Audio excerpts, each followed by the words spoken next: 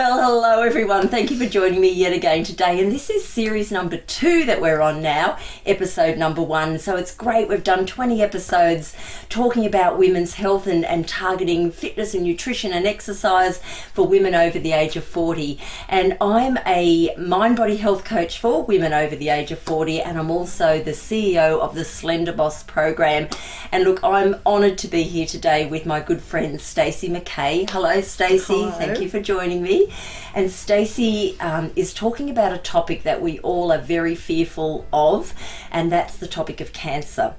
Now, it's something we would all love to avoid, but we just never know if or when something like this will occur. And Stacy has had breast cancer, and I'm saying had because as the medical society or fraternity say that if you can get to 5 years of being free from cancer, then they basically call you a survivor. Is that correct? Correct. Yeah, Yes. because my research into breast cancer for women in Australia particularly, we're at an 89% success rate from, for women who are diagnosed with cancer. So, 89% in my mind is brilliant, because I think, my thinking of when I was thinking of cancer even 20 years ago, I don't think the rate was that high. I don't think so either. No. I don't know what it was, but... No, nor do I, but I do think it's obviously on the increase, and if we're at 89%, that's really special. Really, really special. So, look, I'm not going to be asking you, how you felt through, the diagnosis of being told you've got breast cancer, because I think we all know what it must feel. Well, we wouldn't know unless we've experienced it, but we must imagine how it would feel. It would just take the wind out of your sails and instantly change your life. But what I would like to know is, having been told and having gone through the process, how did you find your way of managing with being told that you had breast cancer? Well, I guess with me, I just get on with what I've got to do. So I just followed their instructions to the T. Yep. And made sure that I was open with everyone. So I didn't try and hide it, because I think that's even harder. Oh, that's a good point. Yeah. So I just was upfront with everyone. This is what's happening, blah, Yeah. blah, blah, blah. Yeah. And let's just do it. Okay. And how did you find your loved ones around you, whether it's your immediate family or your friends? How did you find they took the news? Not well. No? No. Okay. Is that because we all live in such fear? We think the worst case scenario? No, well, I think a couple of them did, especially mum and dad probably. But yes, I remember the day I went out for lunch with my 3 closest girlfriends and told them at lunch, after I'd eaten lunch. Oh. So I thought, we'll enjoy lunch. Yes. And we'll just discuss that later. Yes. So that was it. Then I went home and told mum. Yeah. And yes, they were upset. Oh, okay. All right. Well, that's because they love you. That's right. And that's understandable, absolutely. So you must have had loads of questions at the time, again, as I said, until I hope we never have to, but when any of us get these shocking news, the head must fire up a lot of questions. It does, it spins. So initially you don't have any questions. Okay. I didn't. Yeah. It was just like, okay, they're telling me what I've got to do, this is it. So what the process is with the MARTA is then I had a nurse allocated to me, and she took me aside after the doctor said, and she said, well, this is some information, you go home and then come back with your questions. All right, so giving you time to process it. Time to process it. Okay, and did you think that helped? Definitely. Okay. Because you're spinning, you don't, Yeah. So. Yeah. Okay. Yeah. All right. So what did you come back with? What did you want to know? I guess I just needed to know what the process was. Yeah. Because I had a mastectomy. So Yeah, right. Okay. And initially they said, we'll just do the mastectomy, you'll be fine. We won't need any other treatment. Okay. I went, oh, great. Yeah, that's okay. Let's go with that. Okay. So something changed? Yes. So when they did the mastectomy, the cancer was 6 centimetres long and 2 different cancers. Oh, 2. And then I had a single cancer cell in the 3 lymph nodes they took. Right. So that then brought on the process. Okay, we think you need chemo, then we'll send you to the radiation doctor, and yes, we think you need radiation as well. Okay, and were they right? You needed the both? Well, it's always an option. You don't So they have give to, you, but they will highly recommend Okay. when they feel that it's totally necessary, and for those reasons, because the cancer was large, because there was 3 cells. Yeah.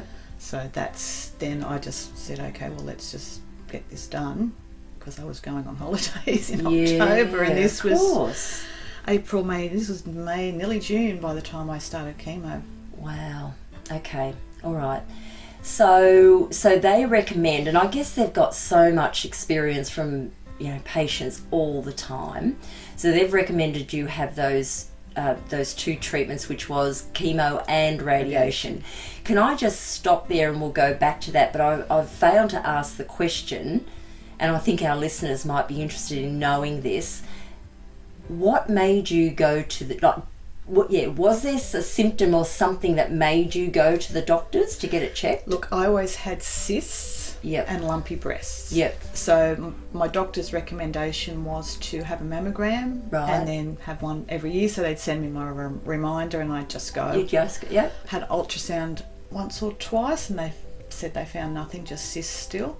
So that's why I was going. If I didn't have lumpy breasts, I would not have started the mammogram procedure. All right. So there's a bit of a message in all of that too, because I think, Stacey, I'd be right in saying this, too many of us feel it's such an uncomfortable process. Whether it's that or a PAP or whatever it is, we go, oh, I'm not going through that. Yeah. But you know what? They do detect things, obviously. They do. So and because I went for my routine one and they called me back, obviously, and said, we need to do this again, but don't worry. It's just a routine thing. We just need to double check. Yeah, so they did a double check. Well, that was good. So then, of course, it's a double check to confirm that they have found some unusual cells. Yes. Okay, all right. Okay, well, going back now to your treatments that you've had both your chemo and your radiation, as you said. Can you just explain what the difference in those are? Chemo was once every 3 weeks, I think I had it, and it was on a Wednesday. Okay. So you would I went to the MARTA, so I would go to the hospital, and basically I was there for nearly the whole day.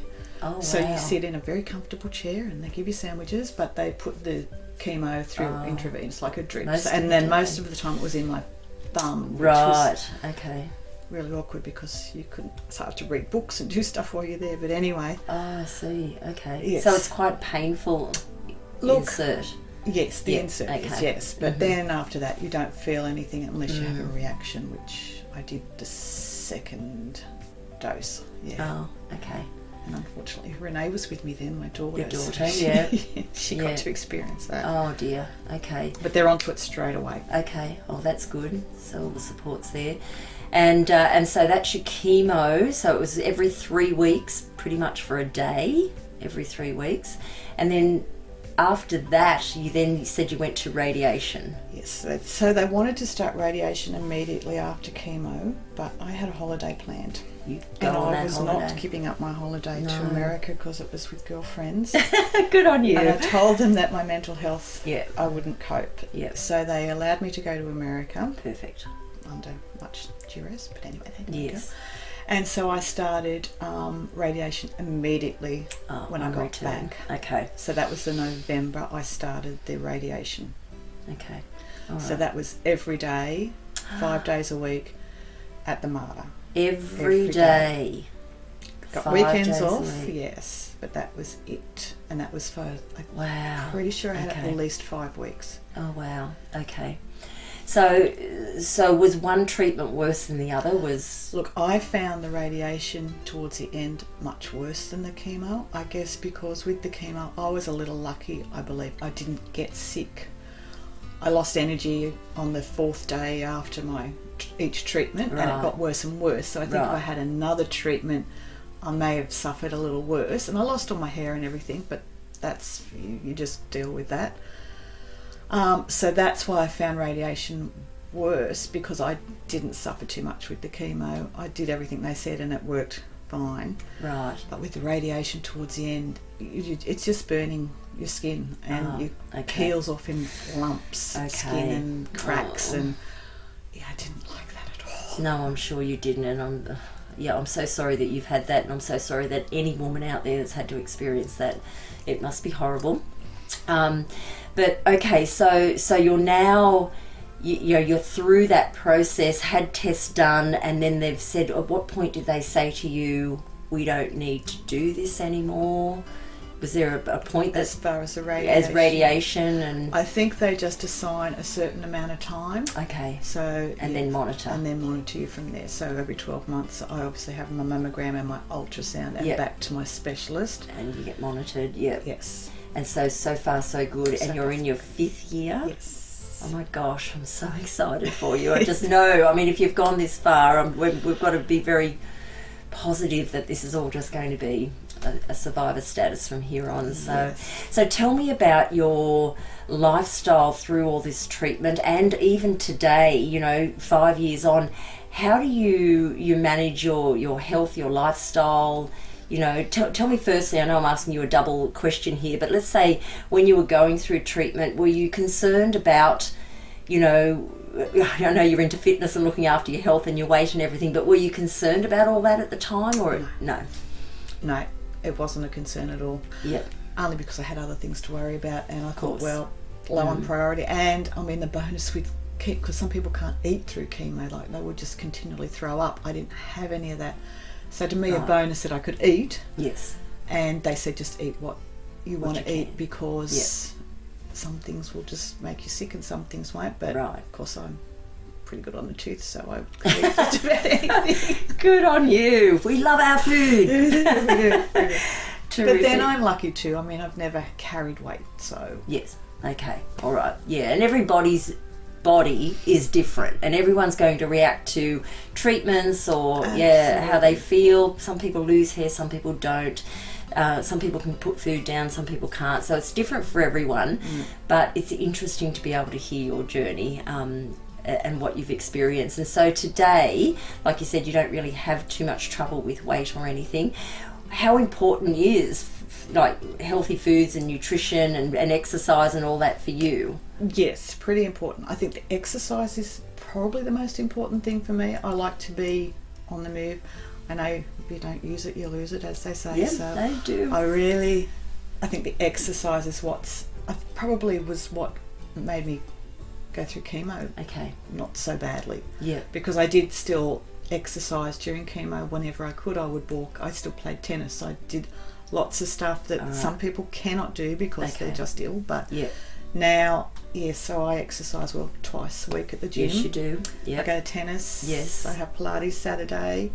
So good for you.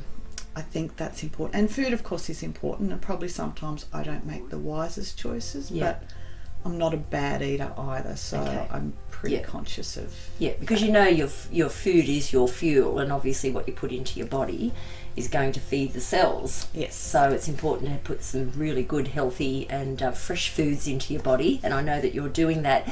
So it's pretty fair to say that the medical people that work with cancer really encourage you to exercise if you're exercising through. They didn't say don't exercise. Do whatever you can. Yeah. If it's just simply walking down the street or walking around the house, do that. If you can go and play tennis or go to the gym, please do that. Yeah. Do whatever you can for your circumstance. Yeah, because I think they're encouraging that now, They are, because I go to the Breast Cancer Forum every year, and they have said that they want to get like a gymnasium into each cancer treatment centre, because they believe that exercise along with the treatment is much better.